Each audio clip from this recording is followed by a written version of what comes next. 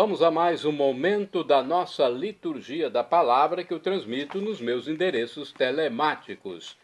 Paulo Roberto Maciel. Maciel, você vai ao YouTube, Instagram, Facebook, blog e pode usar à vontade, mas com responsabilidade, os textos, os vídeos.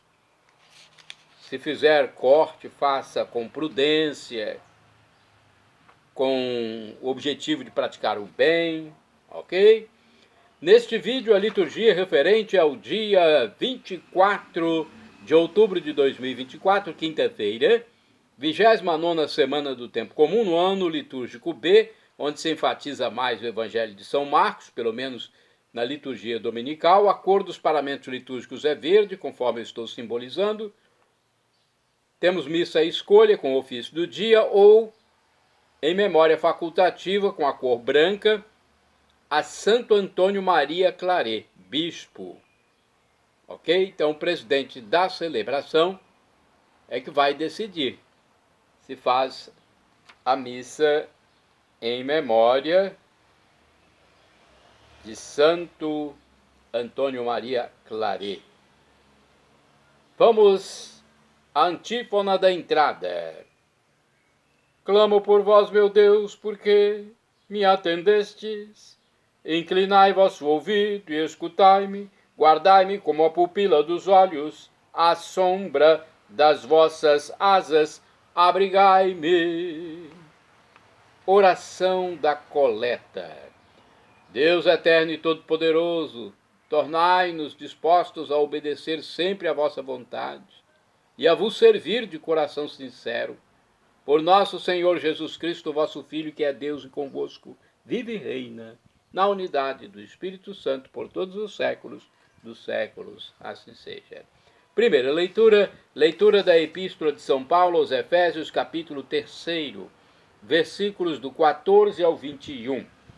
Irmãos, eu dobro os joelhos diante do Pai, de quem toda e qualquer família recebe seu nome, no céu e sobre a terra, que ele vos conceda, segundo a riqueza da sua glória, serdes robustecidos por seu Espírito quanto ao homem interior. Que ele faça habitar pela fé Cristo em vossos corações. Que estejais enraizados e fundados no amor. Tereis assim a capacidade de compreender com todos os santos qual a largura, o comprimento, a altura, a profundidade, e de conhecer o amor de Cristo, que ultrapassa todo o conhecimento, a fim de que sejais cumulados até receber toda a plenitude de Deus. Aquele que tudo pode realizar superabundantemente e muito mais do que nós pedimos ou concebemos, e cujo poder atua em nós, a ele a glória na Igreja e em Jesus Cristo, por todas as gerações, para sempre. Amém. Palavra do Senhor, graças a Deus. Vamos ao Salmo responsorial. Na Bíblia Vulgata é o Salmo 32, na de Jerusalém 33. Versículos do 1º ao 2º, 4º ao 5º, 11 ao 12, 18 a 19, refrão 5º-B. Transborda em toda a terra a bondade do Senhor. Repitamos. Transborda em toda a terra a bondade do Senhor. Ó justos, alegrai-vos no Senhor. Aos retos fica bem glorificá-lo. Dai graças ao Senhor ao som da harpa, na lira de 10 cordas celebrai-o. Transborda em toda a terra a bondade do Senhor. Pois reta é a palavra do Senhor, e tudo o que ele faz merece fé. Deus ama o direito e a justiça. Transborda em toda a terra a sua graça. Transborda em toda a terra a bondade do Senhor. Mas os desígnios do Senhor são para sempre, e os pensamentos que ele traz no coração de geração em geração vão perdurar. Feliz o povo cujo Deus é o Senhor, e a nação que o escolheu por sua herança. Transborda em toda a terra a bondade do Senhor. Mas o Senhor pousa o olhar sobre os que o temem, e que confiam esperando em seu amor para da morte libertar as suas vidas e alimentá-los quando é tempo de penúria. Transborda em toda a terra a bondade do Senhor. Repitamos: transborda em toda a terra a bondade do Senhor. Agora vamos aclamar o Santo Evangelho. A aclamação é com um texto de Filipenses capítulo 3, versículos do 8º ao 9º. Esta é a aclamação. E a proclamação é com o Evangelho escrito pelo médico São Lucas, médico e auxiliar do apóstolo São Paulo, São Lucas, capítulo 12, versículos do 49 ao 53. Aleluia, aleluia, aleluia, aleluia. Aleluia, aleluia, aleluia, aleluia. Em tudo considero como perda e como lixo, a fim de eu ganhar Cristo e ser achado nele. Aleluia, aleluia, aleluia, aleluia. Aleluia, aleluia, aleluia, aleluia. O Senhor esteja convosco, Ele está no meio de nós. Proclamação do Evangelho de Jesus Cristo segundo São Lucas. Glória a vós, Senhor. Pelo sinal da Santa Cruz, livra-nos Deus nosso Senhor dos nossos inimigos. Naquele tempo, disse Jesus aos seus discípulos: eu vim para lançar fogo sobre a terra e como gostaria que já estivesse aceso. Devo receber um batismo e como estou ansioso até que isso se cumpra. Vós pensais que eu vim trazer a paz sobre a terra? Pelo contrário, eu vos digo, vim trazer divisão. Pois daqui em diante, numa família de 5 pessoas, 3 ficarão divididas contra 2, e 2 contra 3. Ficarão divididos o pai contra o filho, e o filho contra o pai, a mãe contra a filha, e a filha contra a mãe, a sogra contra a nora, e a nora contra a sogra. Palavra da salvação, glória a vós, Senhor. Vamos à reflexão, vamos refletir sobre este Evangelho. A primeira reflexão está no livro Igreja em Oração, nossa missa do dia a dia. Na primeira leitura de hoje, Paulo reza por toda a família humana. Nessa oração, o apóstolo expressa o caráter da nossa vocação cristã. Robustecidos pelo Espírito do Pai e tendo o coração habitado por Cristo, foi dada a nós a capacidade de viver enraizados no amor e no conhecimento do verdadeiro amor, o amor de Jesus. Vivendo no amor e na graça do Espírito, esperamos a plenitude dos bens divinos, dos quais seremos cumulados na vida futura. No Evangelho, Jesus diz que veio lançar fogo sobre a terra. Desde a perspectiva bíblica, o simbolismo do fogo pode assumir diversos sentidos. Pode ser o fogo devastador e purificador, significando o juízo divino, como no caso de Sodoma e Gomorra, por exemplo. Nessa passagem, apesar das controvérsias entre os comentadores, certamente o fogo é o dom do batismo do Espírito Santo, conforme Lucas 3, versículo 16, e o fogo do próprio Espírito Santo de Pentecostes, Atos capítulo 2, versículo 3. A partir da cruz e de Pentecostes, chegamos à plena era messiânica. Pelo dom do Filho e do Espírito, Deus lançou o seu juízo sobre a terra. Haverá quem vá aderir ao Cristo e quem o renegará, a favor ou contra Jesus. Essa é a divisão que invadirá até os círculos mais íntimos.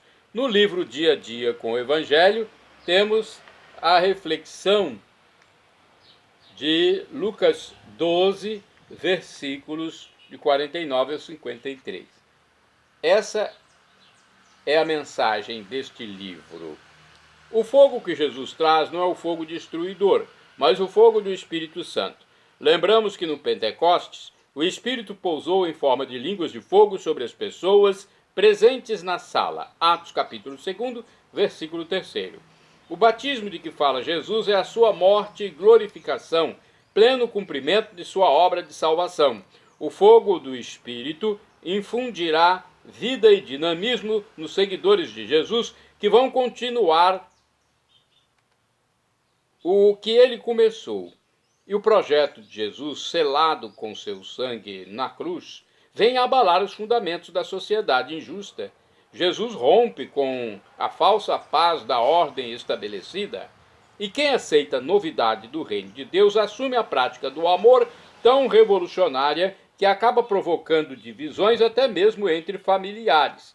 Já o velho Simeão anunciava: este menino será um sinal de contradição. Lucas capítulo 2, versículo 34.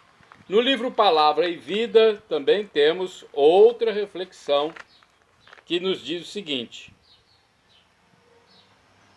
o padre Claret foi um sacerdote espanhol do século XIX e se preocupou em evangelizar e catequizar o povo. Evangelizar por todos os meios possíveis. Aconteceu com ele ser pároco de uma cidadezinha, de uma aldeiazinha da Catalunha, pregador itinerante, arcebispo de Cuba, confessor da rainha, sempre dedicou o melhor de seus esforços para pegar a palavra de Deus e ensinar o povo de Deus. Este livro, preparado pelos missionários claretianos, a congregação que Santo Antônio Maria Claret fundou, quer continuar sua missão e fazer chegar a palavra a todos os corações. Bem, aqui ele se ateve ao santo do dia, né, da memória facultativa. Vamos agora ao comentário de Antônio Carlos Santini, um comentário sobre o Evangelho, capítulo 12, versículos 49 a 53. Fogo sobre a terra, diz Santini em seu título. O simbolismo do fogo sempre acompanhou as manifestações divinas.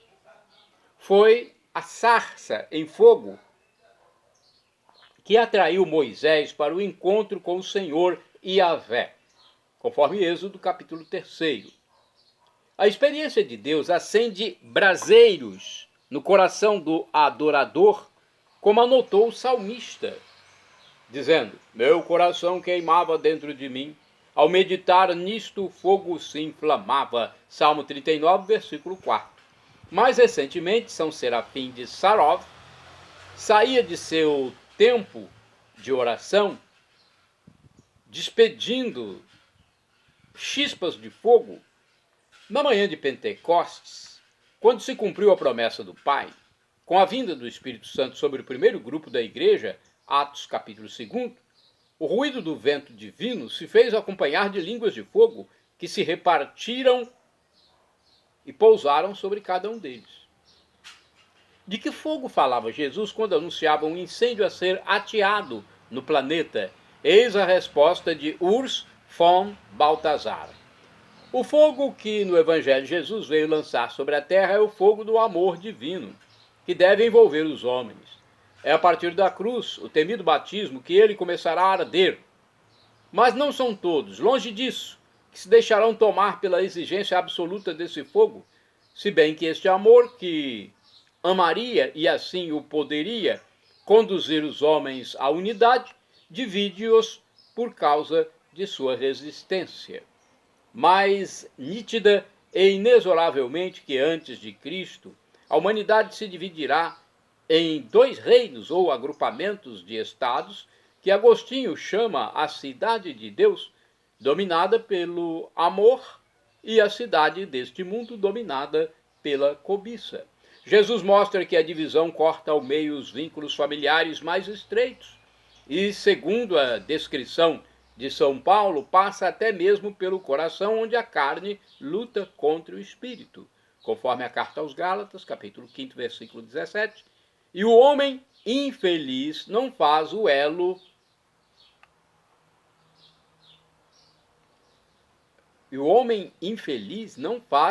o que desejaria, mas faz aquilo que no fundo ele aborrece. Portanto, isto não é nem para Jesus, nem para Paulo uma trágica fatalidade, é um combate que deve ser mantido até a vitória. O amor e o ódio não são dois princípios igualmente eternos, como pensava os maniqueus, mas nós podemos vencer o mal pelo bem, conforme Romanos 12, versículo 21, e é para isto que nós recebemos a graça divina. Afinal, que é um santo, senão uma pessoa que se aproximou de Deus e se deixou queimar. Orai sem cessar, irmãos e irmãs. Parecia um fogo a queimar-me por dentro. Jeremias 20, versículo 9. Vamos aos santos do dia. O santo que se recomenda para a memória facultativa é Santo Antônio Maria Claret, bispo, nascido na Catalunha. Fundou o Instituto dos Missionários do Imaculado Coração de Maria, claretianos, e foi nomeado arcebispo de Cuba. Voltou para a Espanha como confessor da rainha Isabel II. De acordo com o texto do padre Evaldo César de Souza, Antônio Maria Claret nasceu em 23 de dezembro de 1807 em Barcelona, na Espanha. Sua família aprendeu o caminho do seguimento de Cristo, a devoção a Maria e o profundo amor à Eucaristia. Na adolescência, ouviu o chamado para servir a Deus. Assim acrescentou o nome de Maria ao seu, para dar testemunho de que a ela dedicaria sua vida de religioso. Em 1835 recebeu a ordenação sacerdotal. Trabalhou como pároco e depois, recorrendo a Roma, passou a ser missionário itinerante pela Espanha. Em 1948 foi enviado para evangelizar as Ilhas Canárias. Em 1849, na companhia de outros 5 jovens sacerdotes, fundou a Congregação dos Missionários Filhos do Imaculado Coração de Maria, ou Padres Claretianos. Nesse mesmo ano, o fundador foi nomeado arcebispo de Cuba. Neste país sofreu hostilidade de grupos maçônicos, mas o Monsenhor Claret continuou seu trabalho e restaurou o antigo seminário cubano, além de dar apoio aos negros e índios escravos. Quando voltou a Madrid, em 1857, para ser confessor da rainha Isabel II, deixou a Igreja de Cuba mais unida, mais forte e resistente. Morreu com 63 anos no dia 24 de outubro de 1870, na França. Então, é a história de Santo Antônio Maria Claret. Rogai por nós. Santo do dia 24 de outubro, São Próclo, bispo, faleceu em 446. Defendeu a maternidade divina de Maria, lutou contra o heresiarca Nestório e, após a deposição deste, tornou-se o patriarca de Constantinopla. Santo do dia 24 de outubro, São Martinho de Vertou, diácono e abade do século VI. Ordenado diácono por São Félix, bispo de Nantes, na França, foi por ele enviado para evangelizar os pagãos das redondezas. Erigiu e regeu o mosteiro de Vertou. Santo do dia 24 de outubro, São Fromundo, bispo do século VII. Fundou o mosteiro das monjas de Reims e exerceu o ministério pastoral em Coutances, na atual França. Santo do dia 24 de outubro, São Maglório, bispo, do ano 605, foi discípulo de Santo Iltudo, no mosteiro de Llantuit, em Gales, junto com seu primo São Sansão, futuro bispo de Dol, a quem sucedeu nessa diocese. Santo do dia 24 de outubro, São José Le Dang Thi, mártir, faleceu em 1860. Foi um oficial vietnamita encarcerado, torturado e estrangulado por ser cristão, gente. Olha o sofrimento no Vietnã, continente asiático. Santo do dia 24 de outubro, São Luís Guanella, sacerdote, faleceu em 1915. Fundou em Como na Itália, a Congregação dos Servos da Caridade e das Filhas de Santa Maria da Providência para atender às necessidades dos pobres e aflitos. De acordo com o site Salesianos SP, Luiz Guanella nasceu em Francisco di Campodolcino, no Val San Giacomo, Sondrio, no dia 19 de dezembro de 1842. A particular situação geográfica da terra na qual Luiz cresceu forjou nele um caráter sólido, firmeza, temperança e espírito de sacrifício. Distinguiu-se sempre pela sua grande fé, enriquecida e alimentada pela piedade popular que respirava, graças à sua proximidade aos simples, aos pobres. Estudou no Colégio Gálio de Como e em vários seminários diocesanos. Foi ordenado sacerdote em 1866 e pouco tempo depois nomeado pároco de Savognon. Dedicou-se com muito zelo aos jovens, ocupando-se por eles da escola e revitalizando a ação católica. Ao mesmo tempo, tomou contato com Dom Bosco, fascinado pelo carisma salesiano. Tentou abrir um colégio para os jovens, mas a operação não foi adiante. Quis, contudo, estar com Dom Bosco e em 1875 fez-se salesiano. Ocupou-se do Oratório São Luís, em Turim, e pouco depois foi nomeado diretor do Colégio do Praz, em Trinità, Cuneo. Ficou na congregação salesiana por 3 anos, porque o Senhor tinha disposto diversamente. O bispo, de fato, chamou de novo a diocese. Luís não tinha medo de defender os seus jovens e os seus pobres, mesmo diante das pretensões dos poderosos e políticos. Também por esse motivo foi obrigado a fechar a escola para crianças pobres aberta em Traona. Enviado pelo bispo para dirigir um asilo de idosos pobres, encontrou na obra um grupo de ursulinas que organizou numa congregação, as Filhas de Santa Maria da Providência. A nova congregação dedicava-se à educação da juventude, especialmente mais pobre e marginalizada, da assistência aos doentes mentais, mas não só, do acompanhamento e sustento dos idosos e abandonados. Fundou em Como a Casa da Divina Providência, na qual erigiu o Santuário Sagrado Coração. Apoiado pelo bispo, fundou também o ramo masculino, os Servos da Caridade. Também eles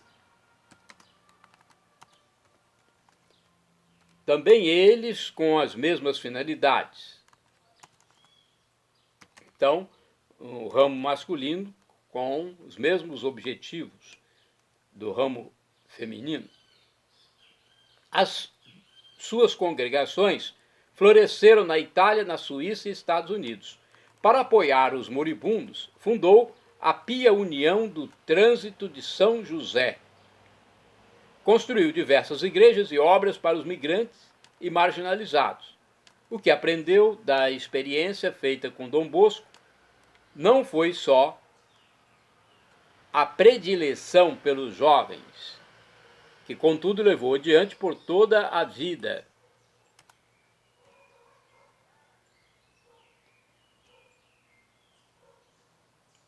Mas, de modo particular, a obediência cega e sacrificada diante dos superiores.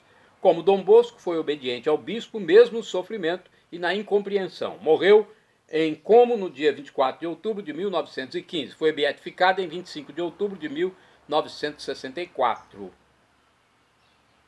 Santo do dia 24 de outubro, Beato José Baldo, presbítero, ou seja, padre, sacerdote, faleceu em 1915. Foi fundador da Congregação das Pequenas Filhas de São José.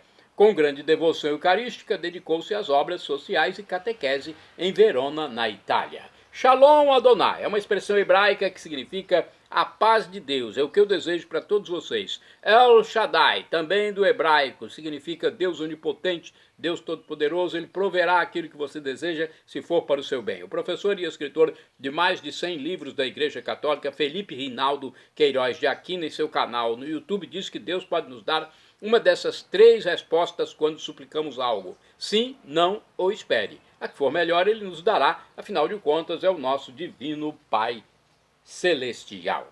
E agora eu clamo do aramaico Maranatá, como dizemos nós católicos, ou Maranata, como dizem nossos irmãos separados, os evangélicos ou protestantes. Não importa a pronúncia, o significado é o mesmo. Vinde, Senhor Jesus, um dia ele voltará e será o juízo final. Estejamos preparados. Perdão, Senhor, pelos meus pecados passados, presentes, futuros, físicos, espirituais, pecados do pensamento, palavras, atos, omissões, e me dê a vida eterna. Meu Jesus, eu quero a vida eterna convosco. Acesse @Paulo Roberto Maciel 6/ no Instagram. E também, se você quiser ir ao blog com muito texto para você usar com responsabilidade, repórterpaulomaciel.blogspot.com. A paz de Cristo para todos vocês.